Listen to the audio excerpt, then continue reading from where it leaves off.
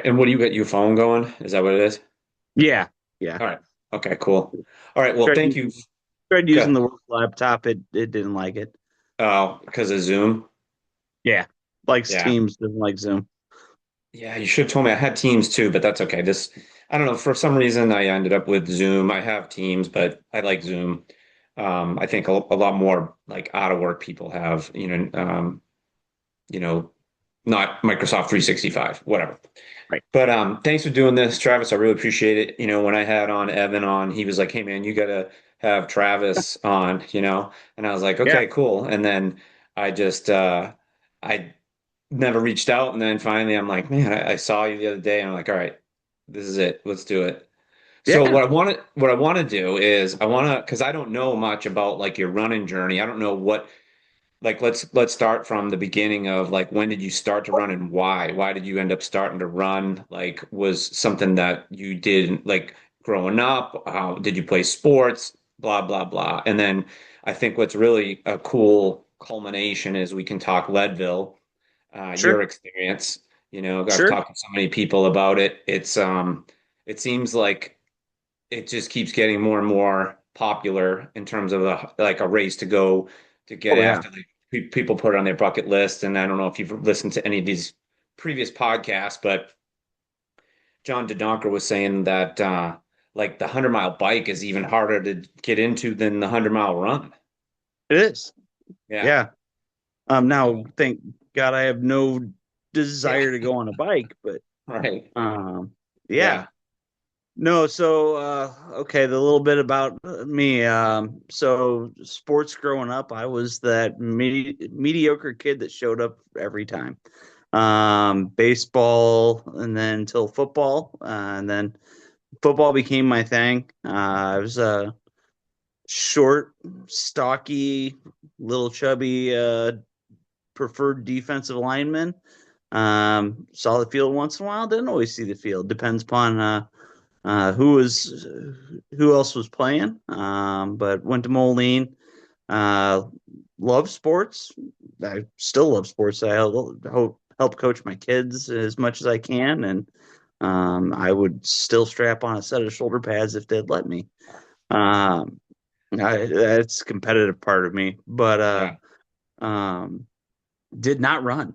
I did Yeah. not run at all until well, I've had two different running journeys. One was fairly short, but it was right after high school. A really good friend of mine, Kenneth Crady, passed away. He had a tumor in his heart. Never knew about it. Just didn't wake up. One Wow. of those deals. And he was friends through church, and so those of us in the senior high youth group made it a pact that we were going to run for him. He was a runner. He was going to run in college. He did track, so to honor him, not that year, but the next year, we did the Quad City Marathon, Oh, wow. and I'm the one who did the entire marathon, and the rest did it as a team. Yeah. So that's how that kind of started and went. And so I trained for, oh, I started sometime in the early spring and ran gravel roads and side roads and quasi followed an actual plan and actually lost quite a bit of weight for me and got it done. I got it done. What what year was that? That would have been 2001. Okay. Two, no, 2000. 2000 is the year I ran 'cause we 2000. graduated in 99. So 2000. Okay. Um, ran it, and then I never ran again until I was 36. And so I was 19 years old and didn't do anything again. Um, worked and all the things, and I'm one of those guys that when I came to running, it was because I had to take care of some other stuff. I had just gotten sober. I'm one of those guys that you look for another addictive thing. Yeah. You replace one addiction with another to start. And when I got sober, I've got a twin brother. A lot of my stories in running and life go along with him. But he was getting into ultra. He had been a triathlete guy, tried to get me into triathlon. But again, I hated the bike. I did three short triathlons. I could train on a trainer, that was fine. But you put me in a crowd of bikes, and I was going to pick up a felony. Uh, I caught myself like literally thinking that I could put this water bottle through this guy's spokes and just flip him. So I quickly thought that was not the right idea for me. Uh, but he was getting into ultras. In fact, the year before I got sober, he tried to do hennepin and had DNF'd a mile 80. And I was actually going to help him out that year, but I was just trying to, and at that point beforehand, I was just trying to get into some sort of shape. I was really, really, I was 300 pounds. Oh, Jesus. And fluctuated. That was my highest. That right up there, that was my highest. But I would fluctuate somewhere in the mid upper 200s pretty well. And I was just coming down. And then the next year he came back. And he goes, all right, here's the deal. I need a pacer. Yeah. And I said, I actually kind of like running. My him trying to get me into the triathlons and stuff really pushed me to get into shape.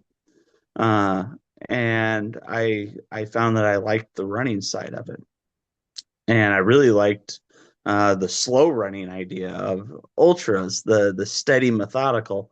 Um, it's pretty much the same time I gave up doing tries, I met some of the turds in the Quad Cities, and they kind of took me in and brought me into ultra with my brother, and so then I ran Hennepin as my first 50K, and I actually had to start a little early, but that was helping him out, and um, ran my first ultra that way, pacing him, and so as much as I can thank anyone, I can thank him for getting me into actually running ultras, and bringing me along on that journey. So So before you go any further, like some people don't know what the Quad City Turds is, so maybe you can explain. So the Quad City Turds, it's the Quad City Trail and Ultra Runners.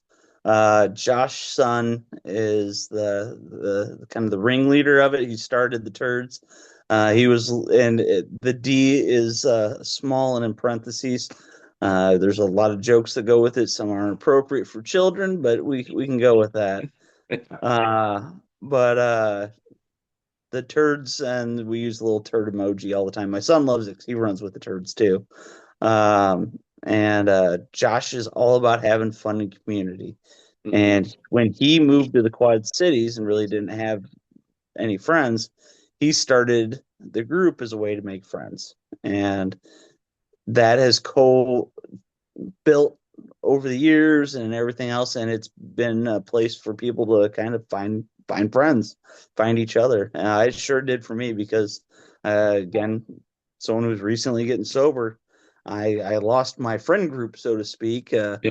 I couldn't hang out at the bars no more, and went and hung out on the trails. And as much as sometimes the trail turns into a bar, um, they all kind of welcomed me in and took me under their wing. And it was one of the best things I ever did was show up to I believe it was a Saturday run was my first one, and hear some of their stories and go from there.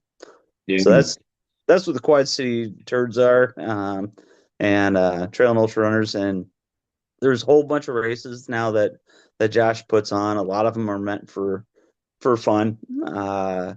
K's Convenience. That one actually won't officially run anymore. There's going to be a little fun run this coming up for it, but that was one of my favorites, and it was a gas station to gas station run. You didn't know the course, and 2020 was appropriately named the year of inconvenience, and it was the weekend before COVID hit, and I believe that was also the year that I ate 12 Bavarian cream donuts in 40 miles. So, Bad. It's pretty good. I mean, I don't yeah. think I could do that. I don't think 40. Holy smokes. That's crazy. You know what's crazy? Not to sidetrack this, but you know what's Sure. making it's almost like a resurgence of that concept. Have you seen it where they do the Taco Bell thing? Oh yeah. Oh yeah. I would I'd never heard of it so until throw this down year. on that. I've never heard of it. Did anybody do did they start did they are they going to start one or did they do one here? Not that I'm aware of, That but would be cool. I don't think there's enough Taco Bells. a few years ago, and I'll probably be wrong on who it was, but I believe Steve Lutz did a Taco Bell uh, portion of a run, so to speak, where he was using a Taco Bell as an aid station. Um, I've used a couple of greasy spoons to get cheeseburgers for training runs, and Yeah. uh, done similar. But You yeah, can the let's do it. Let's start not either just a Taco Bell one. You know what? If you think about how many Taco Bells in the Quad Cities, there might not be that many, but if you did like a Casey's or a Quick Star one, that's how K's convenience for the not every year, but most years it's been quick stars. So yeah, you get a couple of quick star gift cards, and um, you get that at the start finish line, and you spin the wheel that tells you what mystery item you have to buy and bring back. And then you bring your receipts to prove that you were on course and in going in order. I don't know how well they check them or not, but I always did it. And you bring back your mystery item, and it could be anything from like a thing of chapstick to a bag of pizza rolls. Who knows? And you bring it back, and then that's where you get your fuel. So yeah. that's the joke. Most years was that I could run that race and come out with a calorie surplus. That was a goal of mine. But I also Like PR'd it's my like the 50K. urban, it's like the urban Barclays. Yes, yes, it is. And one year I PR'd my 50K. That was the Leadville year. I did that. And that was 2024. Yeah. Yep. So yeah, that just kind of full circle. The So you turds have run been you did so you end up pacing your brother at Hennepin then? yeah. So I ended up pacing my brother. He came in struggling. My brother and I have a similar philosophy that does not work very well in ultra, but man, is it fun at times, which is just show up and blow up. He Okay. should he PR'd the half marathon, the marathon, all the way to 50 miles, and then just died by the time I picked him up. And a little history of my brother. He's the good twin. Uh, we joked we joked around growing up that there's two of us, but him being the good twin and me being the bad twin, you multiply a negative by a positive, you're going to get a negative. So we would get into a lot of trouble then, and we still do now when you put us together. We were running from Mineral to Geneseo in that section, and my twin's a pastor, so that's why he's the good twin. And we were coming up, and there was a bit of lightning coming in, thunderstorm and stuff like that. And I was like, "Hey, quick, put your clergy collar on. God found me again. Let's go." And we trudged our way through that storm and uh, paced them together. And I think it was the not the turd aid station, but the one before it. I can't remember who put it on back that year. Um, I can't remember who it was, but it was the one with the shelter, and they had a good fire going on. My brother was just beat up. His feet were blistered, and he had a brand new pair of Hokas he was throwing into the bonfire while they were putting new shoes on, and just telling me how miserable this was. Yeah. And I'm sitting across from him on my phone signing up for the Hawkeye Fallout 2 or 3 weeks later. Like, this is great. I love this. Let's Yeah. do another one. Yeah. What year is this when you guys did this? 2018. 2018. Okay. And that's so like not that I like not knowing like what your running history is or whoever's on, but I did look at your ultra sign up. So it looked like 2018 was that first official like when you did it's anything through ultra sign up anyway. Correct. Correct. 2018 was when I got sober and when I first started running and kind of got with the program, so to speak. And I drank the Kool-Aid right away and jumped right in. another like kind of when I look back at everybody that I've had on the podcast, we'll talk about running and accomplishments and all that kind of stuff. And I think what I've found is that the cool part about it is, you know, you're not a professional runner. You have a Yeah. full-time job and a family. And so when I look at like social media and all these, influencers or these guys that are out there running, 2:15 marathons and running, sub 16, 17 hour 100 milers, for you, anyone out there, for all the people that we've talked to, is like working full time, trying to find the time to, put in the miles, stay part of your family, all that kind of stuff. I think that to me is way more impressive than, I'm not saying not have a job and that's hard because I know, but it's definitely how to fit all that in together is impressive. It's a balance. Yeah. And I'll tell anyone I am not your role model for when it comes to training or when it comes to trying to be the absolute best. Um, I I will always try as hard as I can, but I am constantly juggling life. That was even from the word go. You know, um, not only was I getting sober, I was having to re-identify myself for a career. I mean, I had uh, almost 20-year HR career that I burned every bridge on my way out the door and had to restart over life. I actually ended up starting bouncing a couple of jobs for the first couple of years, trying to make ends meet, and then before I started over on the assembly line at John Deere, and then worked my way. I'm a ME now, Okay. um, And you but mentioned family. working my way up on that, and then so restarting work and dealing with all those bumps. But then my kids currently are 10, almost 11, and 12 years old. So they are very important to me. I try to help coach and all be there for every little thing that I can be. So Boys or it girls takes or time. both? Boys or One of girls each. or one of each? Yeah, we like to joke we replaced ourselves. I've got a 12-year-old daughter. She was born on Christmas Day, and she's very competitive, and she um, loves to do most all the things except for run. Yeah. If if I want to punish her, I make her go for a run with me. That usually will take care of the problem at Yeah. hand. And then I have a son who actually wants to run with me. Uh, so funny enough, last winter, so Josh does a trail series called the No Coast Series. It's a bunch of Iowa races, and he's always looking for competition. And for years, the Turds have won it hands down every year. And he's like, man, not every year. One year they didn't. Low Keys won. They're from the Cedar Rapids area, and he's like, yeah, I'd love to see a group of like, I see pop up groups like 4 or 5 people, but it's got to be at least 12 people that would just come together and at least not necessarily take the turds down, but put up a good fight. And like that was on a Saturday. Sunday morning, I get a message. What did you do? Because I put together 12 good friends plus a couple others and said, hey, let's make a little subsect group, call it the Trash Pandas, and go for the title. Hmm.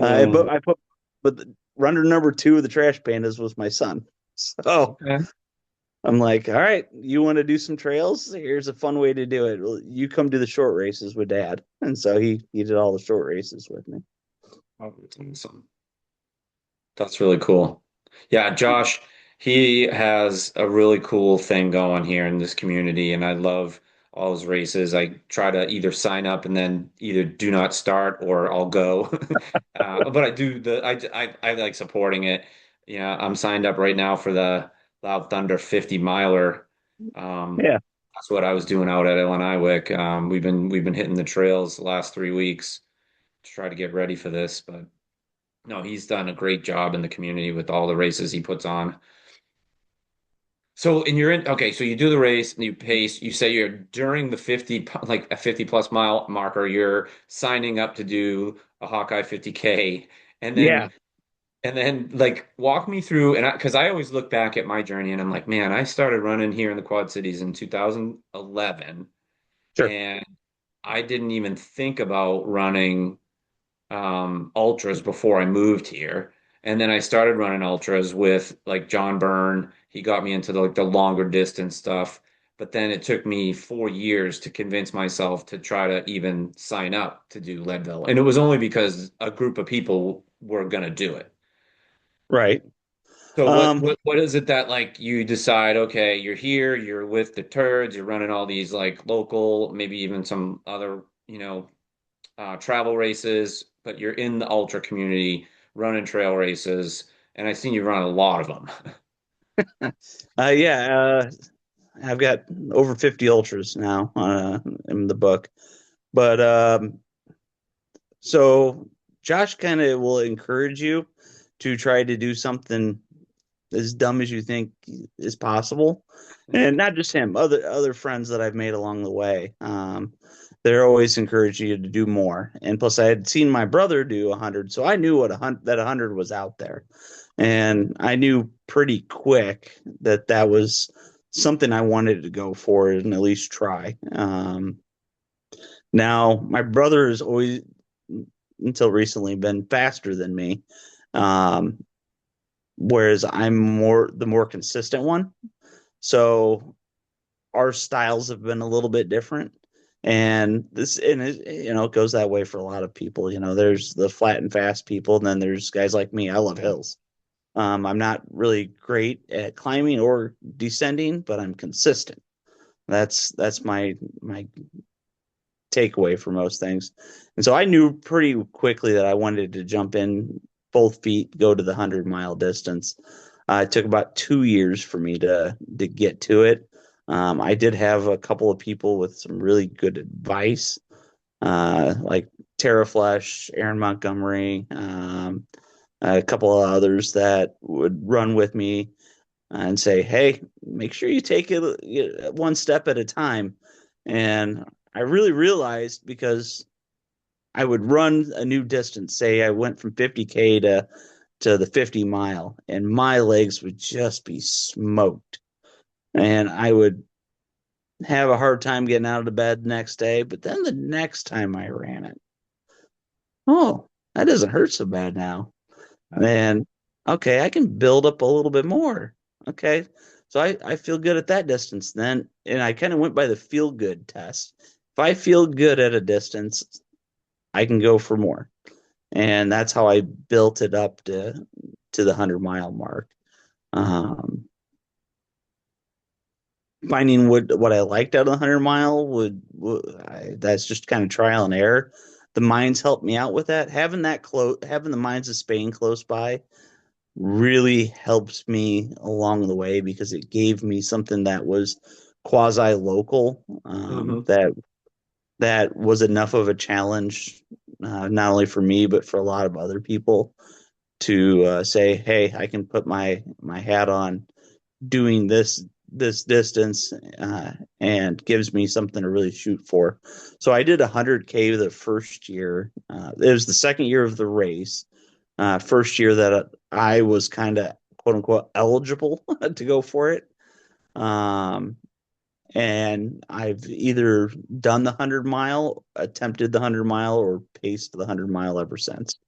I had one year where it was John Deere as the strike year, where I um, couldn't race that year. I trained up for it, and just couldn't until at the last second. But I came and paced for 40 miles for Terra.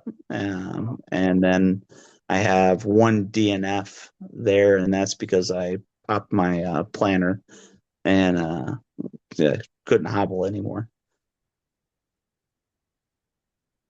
That's one that I've never done. Um, I know a lot of people had, I know a lot of people. I had Erin on the podcast and she was awesome. I mean, she's like one of those, like when I tell people about the running community, the difference between like the fast, like you said, fast, flat, road runners and the ultra world. The ultra world is like I feel more supportive of each other, right? Hmm. Like, I'm not, if I go to like a 5K or a 10K, someone's trying to kill me, like in the Yeah. race, kind of like on the bike, right? But if I go to a trail run and it's a 50K or a 50 mile or even like a 10 miler at like Scott County, like you just meet somebody on the trail and you start talking, you're having fun. It's like the most supportive community where everyone's trying to support and help the other people. It's just a weird thing, and I don't know if it's like that in other sports, but I doubt it. Yeah, and again, that's the community thing that I was talking about earlier that kind of drew me in.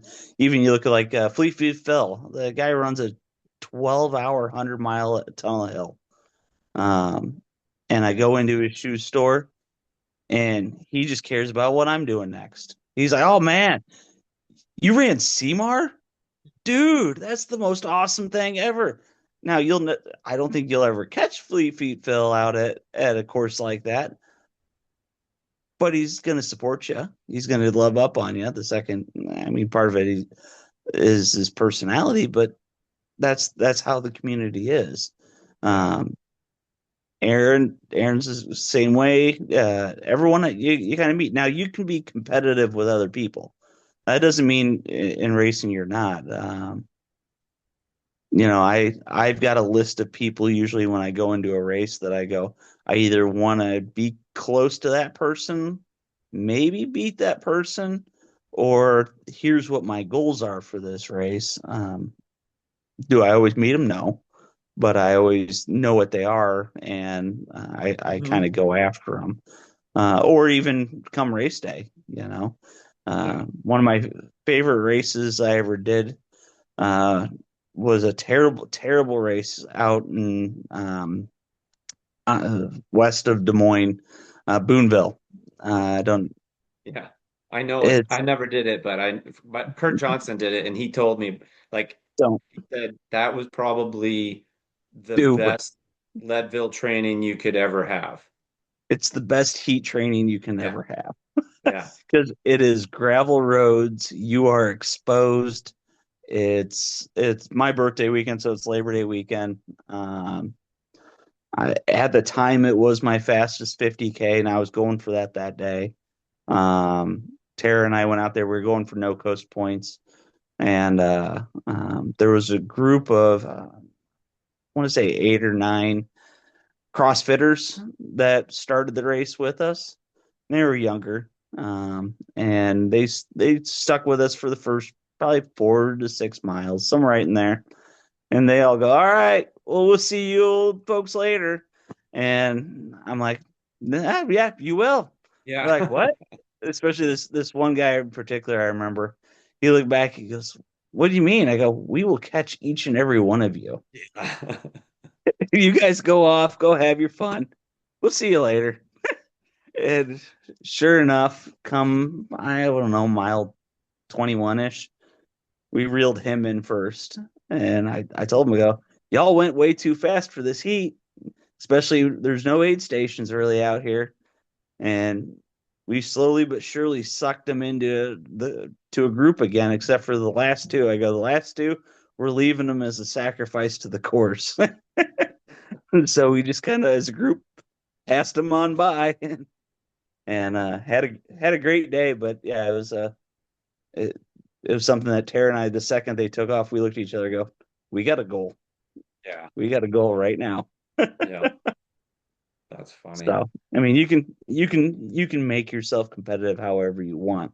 Yeah, no, I was Um, gonna say that. I was in gonna say like in what ultra, yep, and most of the ultras around here anyway, and even a lot of them are either out and back or loops, right? So like what yep, I'll do strategy wise is say, okay, who is running well during the race? Like people you don't even know. And you're like, okay, I want to stay on this person or at least have them in my sight, right? Like it gives you, right. like you said, this little kind of a mini goal inside the goal, right? Like, all Hmm. right, don't lose sight of that person. If you do, then you need to do something, right? You either need to take more fluids or eat or what something's going on, but figure out your strategy. Same thing with marathons. You could say, all right, I'm going to hitch my ride on this person. I want to make sure I'm not losing ground on them, or I'm going to see him on this loop, or you go into the aid station and you see someone that looks strong, and you're like, okay, I'm going to follow this person. Or you pick up somebody when you're not having your day that is maybe slower than you, and you're like, let's just run together and get through it, right? Like you suffer Right. together, you know? Oh yeah. Yeah, there's a lot about that out there. And yeah, you make it fun. The days that suck, they suck and you have fun with it. You find a way to persevere.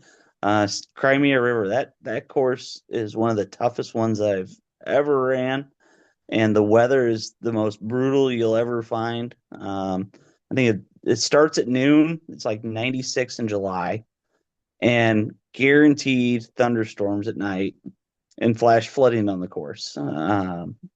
The first year I tried the 100, they had to knock us all down to 100K because of flash flooding, and they made us stay at an aid station for 8 hours. Oh my God. Um, but I found a couple of friends out on the course, and we made it a suffer fest together. Hey, we're gonna have fun with this, blah blah blah, and did something similar on my last year when I finally got the 100 done. Now we all lied to the race directors and said, no, there's no flash flooding. Course is just fine when it stormed, but we'd seen it before. But we knew what it was going to be, so we all banded together and used that camaraderie to help each other out. Especially on the for me the first and the fourth loop of CMAR is just terrible because that's the first one's the hottest, and then the fourth one is typically when you get back into the next day, and everything starts to heat back up again, and the course is still muddy from the night before. So So you got all these races under your belt. You've been running since, Ultras 2018 and then 20, so 6 years in, you decide, when did you like what that we were talking about what led you up to deciding to take on Leadville? sure. Leadville is I went out there. The I know John Byrne was out there because we were set up right next to him. So, a little backstory with me. I knew John Byrne from 1999 as a senior in high school going to a business leadership camp at St. Ambrose. He didn't do ultra yet or anything like that, but he really inspired me in that camp. Flat Fast forward to oh 20, I want to say 11-ish, 2012. Yeah. Um, I was volunteering with another group as for a similar thing, and I got to hear him do his Leadville spiel. Yeah. And I'm like, oh, that's really cool. That's pretty awesome. Fast forward another little bit, and my friend Tara goes, "Hey, Travis, I'm going to Leadville, and I want you to help me out. And here's some other people that are going." And one of them was John Byrne. Like, Yeah. this is awesome. This is a guy that I had heard about. I really hadn't seen much of, but someone I'd looked up to a little bit, or at least been inspired by in the past. And I get a chance to maybe see him again. Well, we get out there. He recognizes me among everyone, and he's like, "Yeah, hey, this is meet my mom and everything. Hey, you guys, I see you got a smaller spot. How about here? You can kind of come over here a little bit towards me." And just welcomed me in and welcomed us in, and uh, so Leadville for me started with, "Hey, how can I help my friend? Yeah. How can," and being inspired and having this looks really cool. I was always nervous though, because prior prior to me getting into running, prior to me getting sober, my twin brother went to seminary school in Denver, and I would go out and visit. And every time we went in the mountains, I got altitude sick just Yeah. terribly. I got rushed off twice out of the 8,000 feet, let alone 10. Yeah. So I was really nervous when Tara said, "Let's go out here to this." Well, come to find out, when you're not drinking a bunch, you do pretty good in the altitude, or also when you have a really good cardio going. Yeah. Um, because I did all right that time. And I, even though Tara DNF'd at mile 50, she made it to Winfield. She did great going up Hope, died on the backside. Unfortunately for her, her downhill just wasn't there. Yeah. Um, but it gave me a chance to see what it was like out there, see what the mountains are about, see that I could do well out there. Uh, and then it kind of actually torqued me off that she DNF'd because when I'm out there, I saw not only her DNF, I saw Erin Montgomery DNF. She was with us. Um, I saw another friend from the Yeti group DNF. We had one finisher out of the whole group of runners that had made it out there. I'm like, the hell with this thing. I'll come beat this course. And I do that. I actually do that about a couple of courses. I'll look at it and I'll be like, no, no, no. I'll take this personal here. And so I started, I'm like, I'm gonna throw my name in the lottery. And so that's what it triggered me to, hey, all right, I seen what it's about. I see what it can do.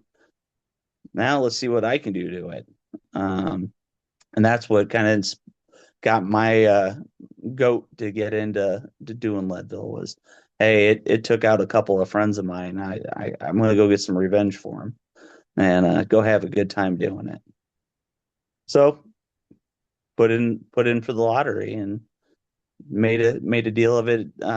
Took to 24, and sure enough, I got in, and one of the first calls I made was to Tara. Well, I think yeah, that was the first call I made, and we had a little group chat going amongst a few of us. But uh, another good friend of mine, Jim and Aaron, and I said, "Hey, I'm in. You're all coming to help me out. Let's go." Yeah. So Is that who you had, crew and pace? I had all but Aaron. Aaron was originally gonna come crew and pace. Unfortunately, her husband had some health issues and he couldn't make it. That was the one and only time in my running career I've had a coach. I had Jen Even, she's a great coach. Yeah. She knew exactly what I needed, which was accountability. I know what to do. Even now, I'm signed up for a travel race. I want to do one every 2 years. That's not local and it's kind of quote unquote out of my league. Um, and that's usually the time that I should have a coach. I don't have one this time, so I know what to do though. Um, Yeah.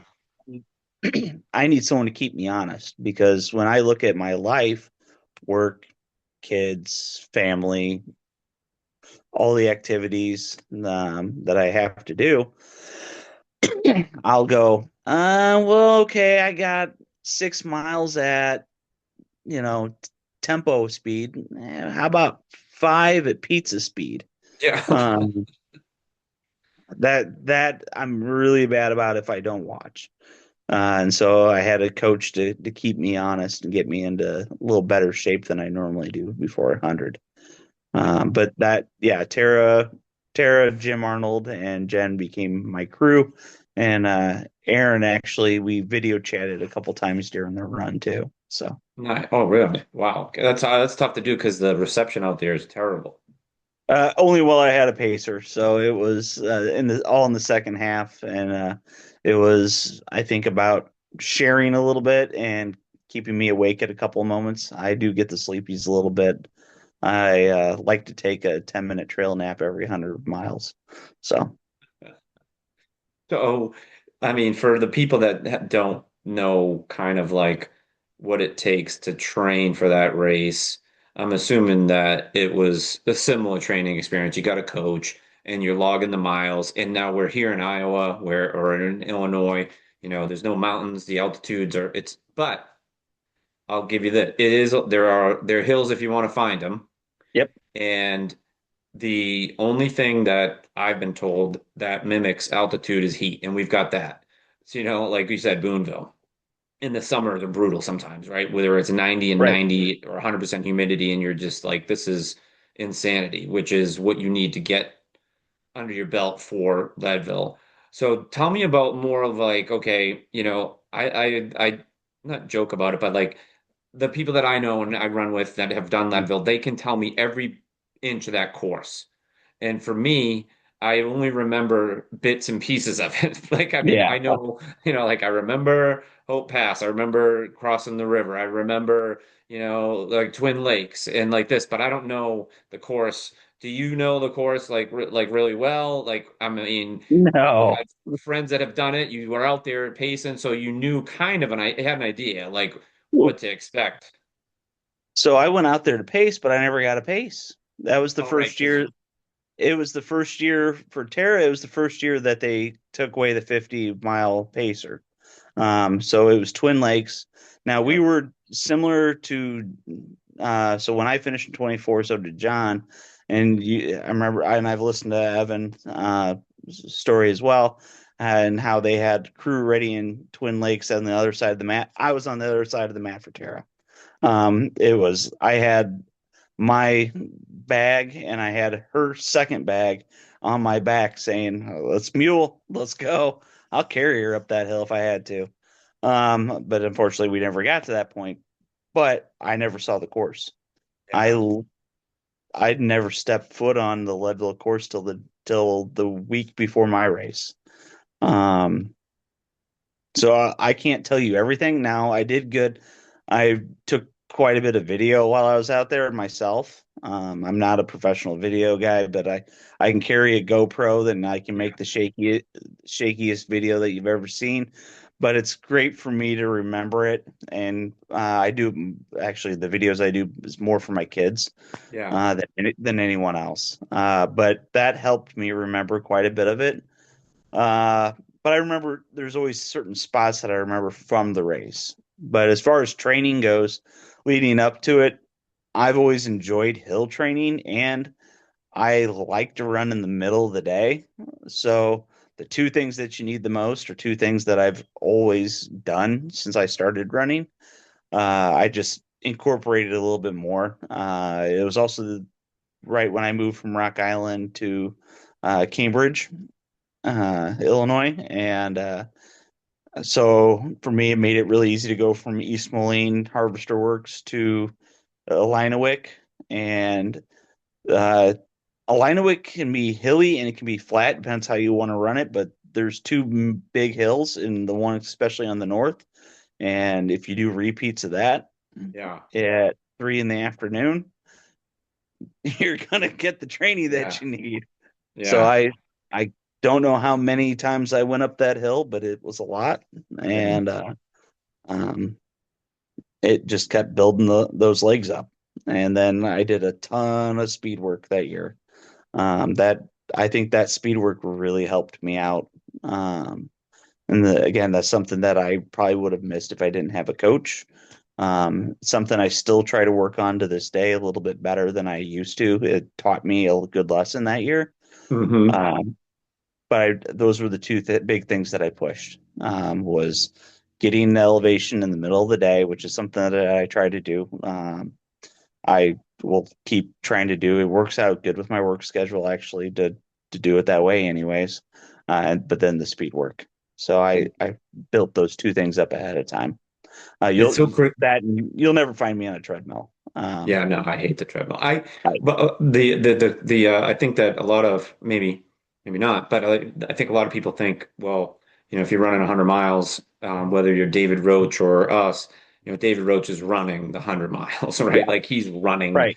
7-minute miles, right? But I think maybe what some people, if they are into ultras or they're going to start to get into ultras, you're right. You nailed it. The speed work to me is the game changer factor that you kind of like. I see people probably would ignore it, but when you go from road to trail, and if you've never done it, it's not the same, right? Like you're not No. going to go run, if you're running 7:30s on the road, you're running 9:30s on the trail. And Mhm. like people don't understand that, but doing speed work, absolutely. Even though you're maybe doing 50, 75 miles a week and you're going to run 100, running 7, 6:30s, whatever you can do, whatever it is, whatever, eights, below eights, that kind of thing.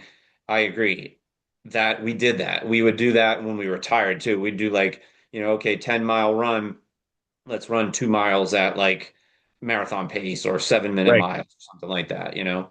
Another, I don't know, you said you don't like the treadmill, but one of the John DeDonker workouts and a David Clark coached kind of me workout was the 15-degree incline Hmm. hike for like 2 hours, then 3 hours, then 4 hours. That helped out a lot because you were climbing a And lot. and that for me, that's where those repeats came in. Yeah, Yeah, I would take whenever I knew people that would do the treadmill workouts and do them for hours. All right, I can do the same time. I'm just going to go on repeat on this hill. yeah. Uh, just that for me, I mentally I can't do more than a mile on a treadmill. I've tried it. We had one at our old house. It stayed with the house when we moved. Uh, Yeah. it was one of those deals. My wife loved it. She, if she ran, she would do it on the treadmill. But So when uh, you were out there, when you're out there now, right, and you're getting to the start line, you had kind of like we'll call it a chip on your shoulder, a little maybe grudge against the yeah, course, like I'm gonna go beat this course up, which yep. is a really cool goal to have. But tell me about like I think another thing that it's pretty obvious from all the people that I've talked to and the guys that have done, DeDonker's going for number 10 this year. The Hmm. cutoffs out there, what was your experience with the cutoffs? And then how did you make it through the night? Like tell me about the whole like cutoff. How close were you? Because I think I looked up your time, which was like maybe you had what, 20 minutes, 30 minutes to spare? 40 At the minutes? finish, at the Yeah. finish, I had 22 minutes. Yeah. So there you go. Um, Okay. So but there think about there was a strategy on that. So I had a very specific strategy that I was gonna do going out there, and it plays in with my show up and blow up mentality. I looked at Leadville and I said, I am not a fast guy. In fact, I listened to Donker because him and I have talked a few times, but where you guys were talking about, you got to run a 4 hour marathon type deal. I've ran two official marathons, both through the Quad Cities. Both were the exact same time. I ran when I was 19 years old and then again when I was 37 years old. Didn't try to. I really didn't. But 4 hours, 37 minutes, and 12 seconds. That's my PR for a marathon, which is, I probably beat it in a 50, and I know I beat it in a 50K. Um, but as an official time, that's what it is. Um, my 50K fastest is 5:10. So, that's uh, nice. yeah, that was Leadville year. But then getting out there, my goal was to race the 100K. I go, this is a 100-mile finish of a 100K race. So my job is to absolutely slaughter myself to Twin Lakes. Um, back, I gotta make it to Over hope Winfield and back. Yeah. and I gotta make it back. So my strategy was I'm going hard, damn the torpedoes, and my crew's job is to save my tush from there on out. And so I even set up my pacers that way. I said, all right, Jen, you're first up because you're the highest energy, and I'm gonna be I know I'm gonna be tanking at that point. My adrenaline will be dropping, everything will be going terrible. You need to pick me back up, get me back to outward bound. Then I need Tara because Tara's gonna yeet me over Sugarloaf. I've heard the horror stories of it. Um, Tara's best skill is by far her climbing and motivation when her and I have ran a million miles together. Motivation when you're feeling weak. And then my buddy Jim, bring me home and don't let me fall asleep. And Jim's got 1,000 stories in his book. He's paced me enough time. He paced me once for 40 miles, and he goes, "How many?" He goes, "How many hours do you think you're gonna take?" I told him. He goes, "All right, I got enough to talk about." He's that guy. Yeah. Um, and so I set off that morning, and I I I was right on cue. the almost the entire race. I made it May Queen about 10 minutes faster than what my goal was. Um, I do not use drop bags. Um, I will carry. I learned by doing the Barkley Fall Classic a couple of times how to carry enough for myself, and so I don't use drop bags, and I'm also really good at buying whatever an aid station's selling. And at Leadville, it's not much, but um, I can take whatever food. So I ran basically through May Queen, stopped just enough to refill my waters, and then trudged all the way out to Outward Bound. Outward Bound, I'm still a little bit ahead of pace, um, knowing that it's going to get hot. It was a hot year that year. Um, Made it to Twin, and at Twin, well, that was the first time I stopped. Um, Change of gear, shoes, got a set up, got my sticks. I didn't use sticks until then. Um, and I probably sat for 5 minutes, but that was too long. Um, Not that I was cramping up or anything like that. It was like a mental switch. Yeah, I slowed down right after that. Like it took me getting to the base of Hope just to get my, hey, I should actually try and trot some of this. Um, you know, uh, just kind of got my head going, and then trudged up, trudged up Hope, and it was tough. I mean, that's a no joke hill. That's for sure. Made it up Hope, and I started down the backside of it, and right where it flattens out at the bottom there, and you start doing that little offshoot before you hit Winfield. I saw a good friend of mine that he's DNF'd Leadville, I think 3 times, but he's got 5 hard rock finishes. It's the weirdest thing. But John Sharp, great guy. Oh, he's hilarious. And I had seen him 3 other times on the course. Him and I were with. He was one of the guys I was trying to watch. If I see Sharpie, I'm doing all right.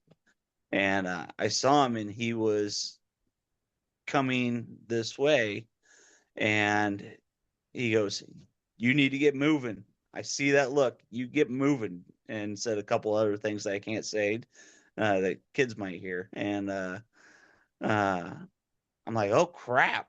If he's telling me that, there's a problem." So Yeah.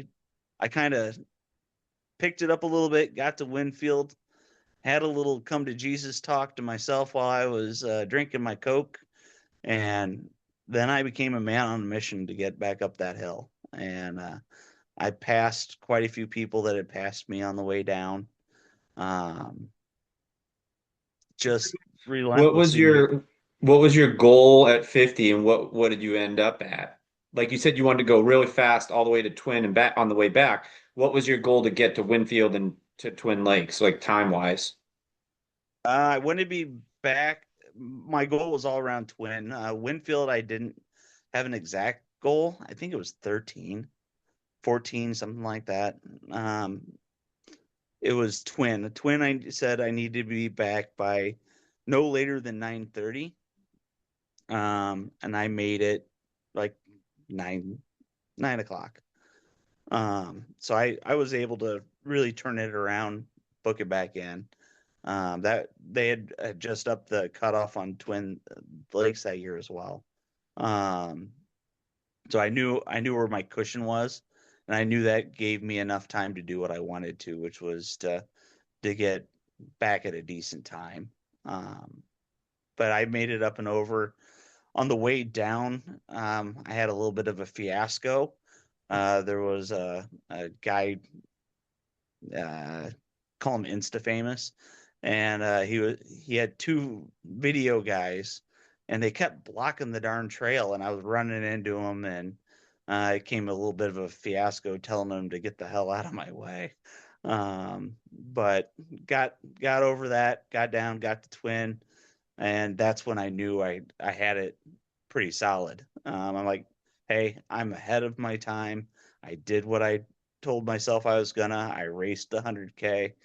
let's get out of here. So they, changed my clothes, got me freshened back up, so to speak, and well fed. I asked them to save me 2 burritos from the little Volkswagen microbus next door, and um, got me on my way. And the nice thing about doing that was the pressure was off, right? Yeah. And Jen picked me up. She got me motivated, got me moving, got me downward bound, got me to Tara. Tara pushed me up Sugarloaf, literally in a couple of spots because my back was starting to go out a little bit on me. Um, but once we got to the space camp, I said, "Hey, what pace do I need to finish?" Like, It's like crazy math. You do the math, you're like, okay, I can well, I'm average like, this much. well, I told her, I go, it's 20 miles, right? We got 20 miles left of this race. She goes, yeah. Tell me the exact you're because she's an accountant. I go, tell me the number. So she did. I go, take a minute off of that. She goes, okay. I go, well, that means I'll be in 20 minutes early. That's the pace you guys keep me at. And she's like, what? Yeah. I go, I don't need to suffer anymore. Let's enjoy this. Let's celebrate this. And that's what we did the whole rest of Awesome. the way. I That is I so cool. I called off the dogs. I didn't have to herd anymore. It didn't become so. It wasn't so much about placing a race; it was about finishing. I joked with several people that week of the race because Ken says it a lot. Ken and Mary Lee will say, "It's all about the buckle." Like, yeah, it is. It's about finishing the thing. You came here to do a job. 50% of the people aren't going to do it. You want to be able at the end of the day to grab that belt buckle and say, hey, I did the deal. Yeah. I knew I was going to do the deal. So I told the crew, let's not suffer. Let's enjoy this. Let's have a good time. And that's what we did the rest of the way. Yeah, I think that you're right. You have to have a mentality of knowing you're going to suffer, but trying to enjoy it, Yeah. right? And like, because if you get mad, it's just going to make it worse, right? Like, so Right. why even bother, right? It's just like, hey, you're out there trying your best with your friends, family, whoever, and you're, set out to this ridiculous goal, like you said, 50% finish rate. I mean, just that alone to me, and the fact that you were afraid of altitude sickness, but you still Mm-hmm. went and did it. It's like, Oh, and I was the dumbest person the week before the race. Um, so flip back on that. I went out there the Saturday before the race. I actually got there.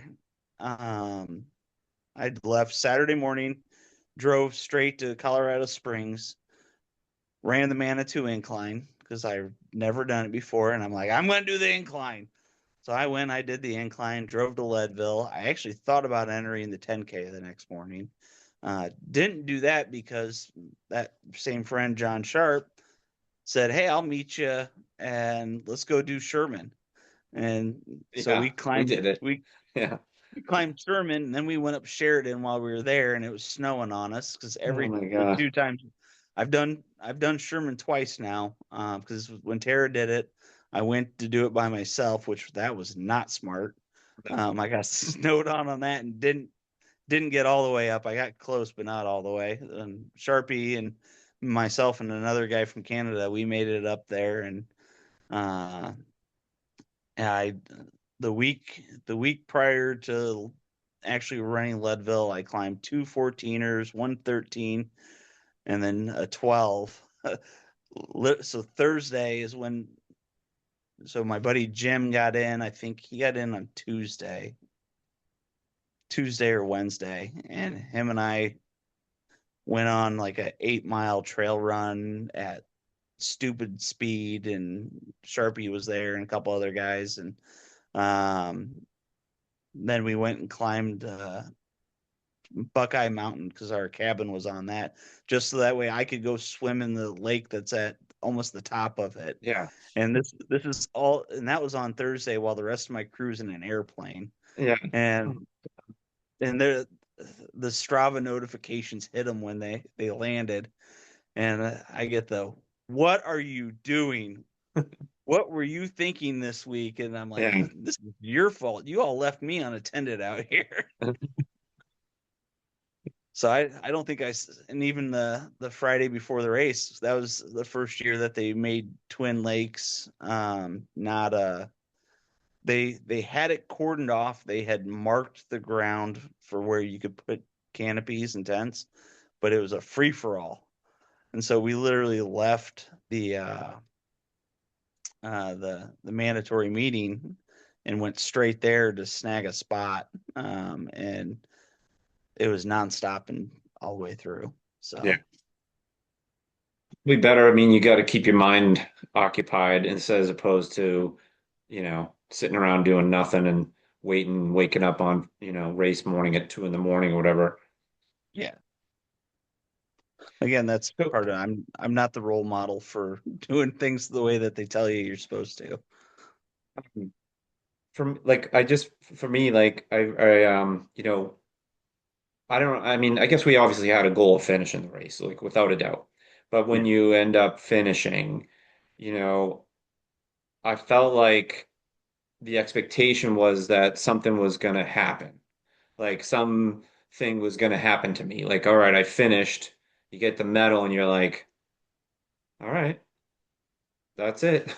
Like, you know what I mean? It was like not like anticlimactic, but kind of because you're like, I think it was so like surreal, right? Like that's what it felt like for me anyway. I was like so happy just to be done and like with the Pacers, I just like couldn't have done it without them and all that kind of stuff. But then it was like, all right, man, I need to eat and go to bed.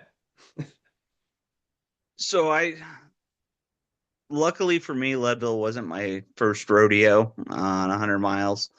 Um, I had already kind of learned and experienced that. Um, I look at as much I I love Mines of Spain. I will go back every single year.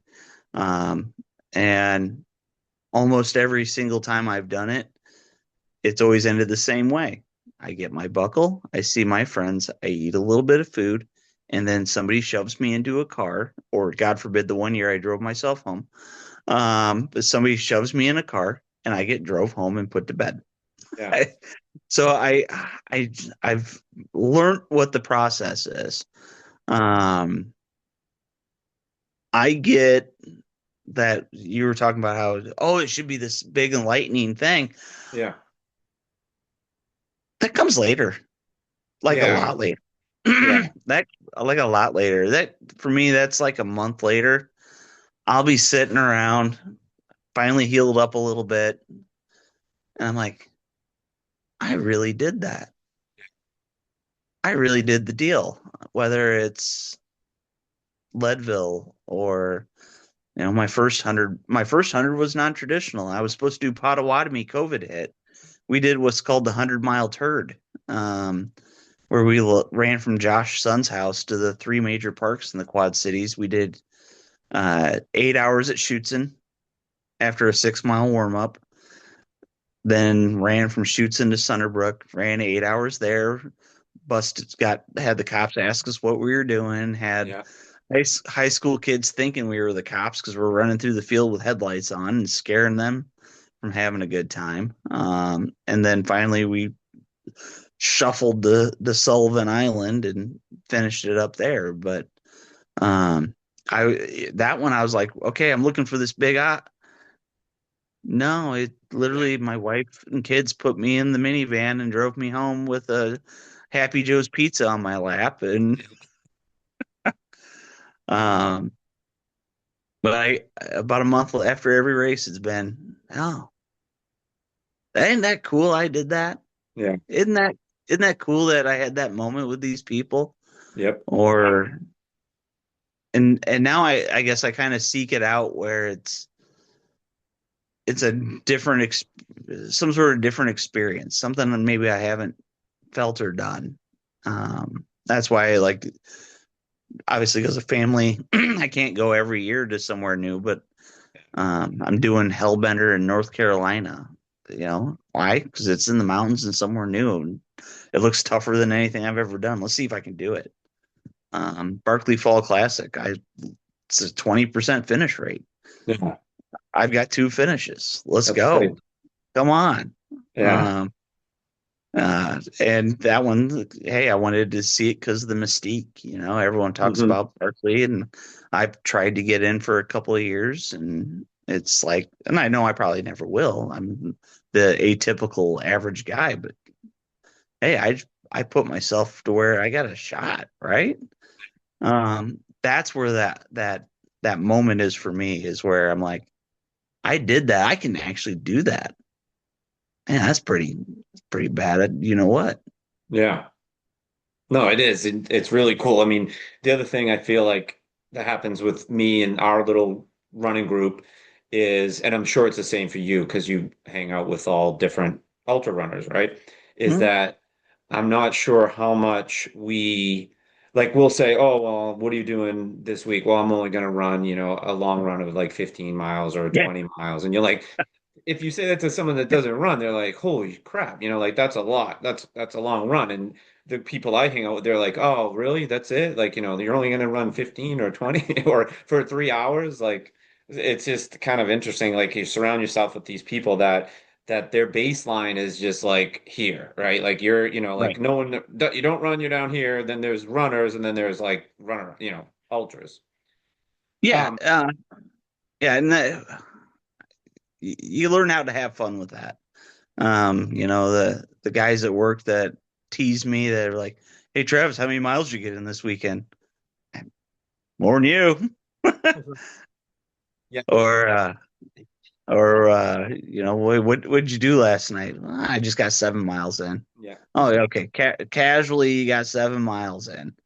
Or And then you think about, my friends group. I always take the winter off. I need a break after mine, so I'm usually a little bit tired, a little shot. Plus, I have other hobbies in life, right? I hunt, I ice fish, love ice fishing. Um, but come spring, you got to start training again. Well, usually, what do? You jump right in, and I did 8 hours at Chill Bill. The longest run I had done was 7 miles before it, and I go pound out 29 miles and pay for it, and all of our all of our friends they just laugh at it. They're like, "Ah, yeah, yeah," and then you tell the guys at work, and they're all like, "What is wrong with you?" two questions for you. Sure. One, have you done or would you be interested in doing a backyard? And then second one, like I like ending it with like say, maybe two or three bullets on like advice for someone that's either struggling with some form of addiction and you've conquered it, right? So you figured it out. There's never going to be like a best case scenario or like what do you call it? Oh, a best practice on how to get through that. So like would you be interested in doing a backyard? Because I did two last year and I mean, if you want to talk about having a chip on your shoulder and trying to get better at it. That is like one of the hardest training things to get used to is that backyard format. I don't Hmm. know. I'd be interested. It'd have to be one that appealed to me. My brother's friend group from his triathlon days, they have a race called Ode to Laz up in Michigan. Okay. Um, and it's uh, been around for quite a while now. Uh, that would be one I would probably try just because I know some of the people there. Yeah. Um, but it's not on my priority list. Yeah. Just Um, curious. just one of those deals where, yeah, it'd be fun, but yeah, so would the sub 24, but the closest I've got is 27 and a half because I don't do anything flat and fast. It'd have to be the right conditions. Someone would have to be like, "Hey, Travis, we're all going to this. Let's go have fun. Hop aboard." That would probably get me. I mean, that's how they got me to do Relay Iowa. Hey, we're gonna all drop as fast of a 1 mile at a time that we can, and we're gonna jump in and out of a minivan until we get to the other side of Iowa. And Yeah. okay, if we're all going, I'll do it. Um, we did the same thing when we ran Ragbri instead of rode it, stuff like that. So, That'll get me in the boat before my own head will, um, for a backyard. But also that's what got me to Leadville. That's what got me to Seymour. I didn't Yeah. do Seymour until I watched and helped Erin finish it because she goes, yeah, yeah, yeah, want need some crew and some help. And I showed up and I go, man, this is a bad, you know what? And it about beat her, and we got her through it. I'm like, I gotta try this. Um, that's just kind of how I am. Where if I see something like that where friends are involved and the community's there, I'll jump in. I'll do it. So, um, as far as takeaways, you said, Yeah, just like um, just some kind of, I mean, you started running when you stopped drinking, and I feel like that's another, I just had this guy Maurice Lohman, Marathon Panda Maurice, and yeah, same thing, he and I mean friends with Ken Rideout, and Ken, trade one addiction for another. David Clark, one addiction for another. You hear it all a lot, and I was just wondering if you had any kind of like, you know, moment where you could say, again, there's not going to be a model that fits everybody, but anything like is there something that you could recommend if you're struggling with that, how did you flip that switch? Just you, right? You're the what you did, and if you don't have that story, what would you recommend somebody that would is struggling they do? first of all, if you're struggling, you got to just get honest with yourself. That's the first thing you got to do. Until you can get, and this is not just with addiction, this is with anything in life. I had to learn it the hard way. Took me until I was almost in my 40s, but late 30s to figure it out. But you got to get honest with self all the time. If you can't, you'll never get sober. You'll never get to be the person that you want to be. I never got to be the dad I wanted to be until then. I never got to be the husband I should have been till then. You get honest with self. And if you really want it, it's just like running. You will go after it. And it's okay to trade one addiction for the other. You got to just learn how to recognize it. So uh, I got sober through AA. I'm not gonna say it's the be all end all because everyone has a different way. It just Mhm. worked for me. And I gave a talk recently, and at that talk, I said, "Here's the thing that I learned about running and running being an addiction. I ran when I first started running until I got hurt and I got an injury. What did I do? I went for another run because by God, that'll fix it. It just got to toughen it up, right? And then it hurt worse. So I went for another run to try and toughen it up. And then I finally had a moment where I said, I don't have to hurt myself. I can actually rest, pause, heal, come back stronger. Oh, oh, if I take care of myself, I might be all right. If I push myself, I'll grow. But if I push myself too hard, I won't grow. And I learned that about the same time I was making those connections in my own head about my sobriety. And I was able to dial in, and I every time I can feel myself getting off the rails, as far as running goes, maybe doing too much, maybe pushing something I shouldn't, I can think back and go, okay, what did I learn? Well, I didn't learn this because I read it in a book. I learned it because I hurt myself in other ways. I learned it because I hit a rock bottom. Um, and I think for anyone who's struggling, your rock bottom can be whatever you want to make it. It can be where you're suicidal and you blow a .437. Because guess what? That was me. Or you can be someone who doesn't get that far and says, I just don't want to live like this anymore. And use that moment to say, what am I going to do about it? Mhm. Well, what are you going to do? I'm going to get honest with self. I'm going to stop doing the thing that hurts me.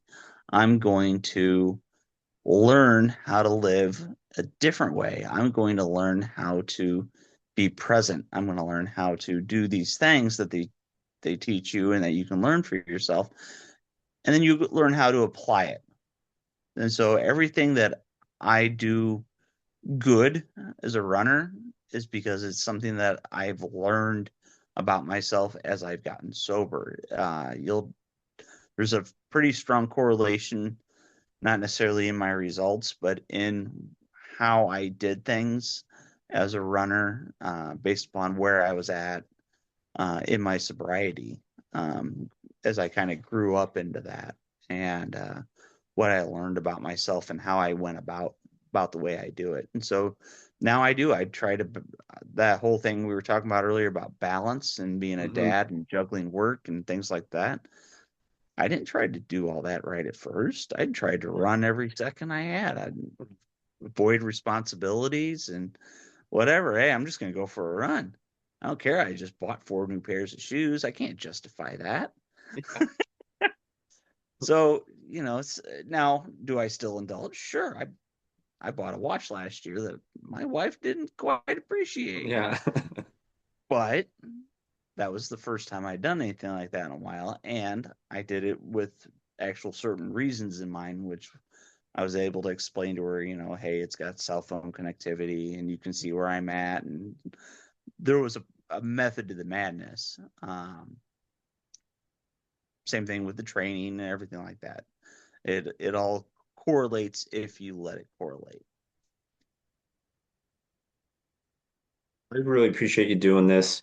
Um, I think that, you know, the trading the one addiction for the other, like it's just it seems a little bit more healthy for you, right? But I'm glad that you did it. I'm glad that you shared the story. I mean, and congrats on all of the crazy finishes and the Leadville finish, the Barkley finish, and then what is your next race?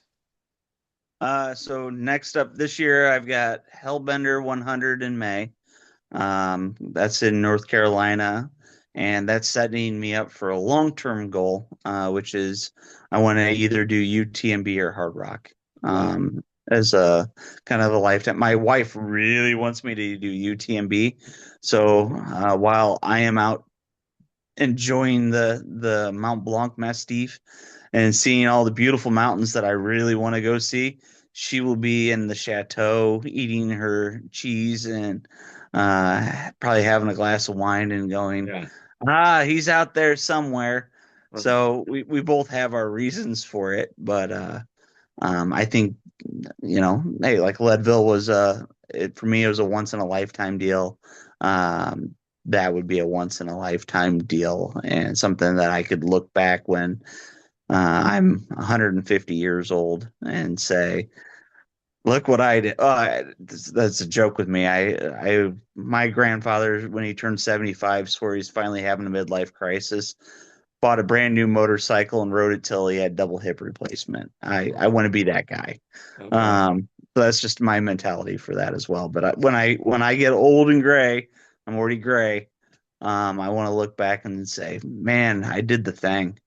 I there was not a dull moment. So Appreciate it. We're gonna have to get it together for a run. We're gonna hit up Wildcat this weekend. yep. But I'll reach out to you and let you know when we're gonna be up back at Ellen Iwick or something like that. But let's get together for a run. Yeah, definitely. I plan on being at the next two turd runs, so I'll probably actually be at Wildcat this weekend, and then we've got the one for the Cays of Convenience farewell, and then yeah, then for me, then it'll be a whole lot of Dorrance and a whole lot of Wick. So Thanks a lot, Travis. I appreciate it. no problem. Thanks, John. All right, You have a see ya. good one. All right, you Yep. too. Bye.